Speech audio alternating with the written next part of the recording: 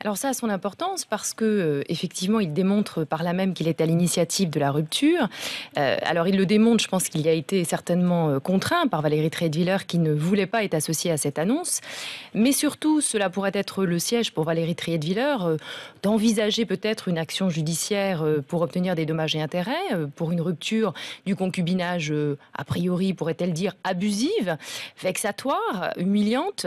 On pourrait l'envisager en droit, puisqu'en droit, effectivement, il y a un principe d'action en responsabilité lorsque le concubinage se termine dans des conditions humiliantes et vexatoires. Oui, mais Maître Trinquet, ils ne sont ni mariés, ils n'étaient, pardon, ni mariés ni pacsés. Alors peut-elle réclamer une compensation financière à François Hollande ?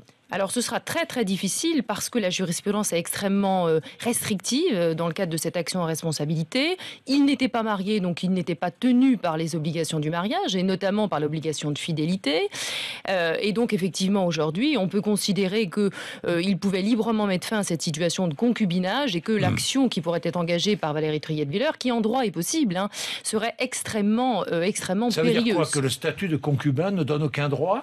Cela signifie que Ce n'est pas un statut alors ? Le statut de concubin est quasiment inexistant, c'est un statut très précaire et effectivement on ne peut pas vouloir la protection du mariage et être en union libre et en bénéficier des avantages du mariage, donc pas de statut, très peu de protection. Oui, seul recours, donc, la justice et dommages et intérêts. Le seul recours, c'est effectivement une action judiciaire afin d'obtenir des dommages et intérêts. Alors la jurisprudence montre quelques exemples. Effectivement, Elle peut dire, j'ai subi une perte de revenus parce que j'ai quitté un poste à la télévision pour rester aux côtés de l'homme avec lequel je vivais. Elle peut tenter de le dire, mais on lui dira que finalement c'est un choix conjoint. Un choix d'elle et de François Hollande. Et on pourra effectivement lui dire qu'en tout état de cause, peut-être que cette rupture va booster sa carrière de journaliste et que le préjudice matériel à terme va être inexistant. Oui, c'est ce que pourrait dire l'avocat de la partie masculine. Vous pensez qu'elle va aller au procès ?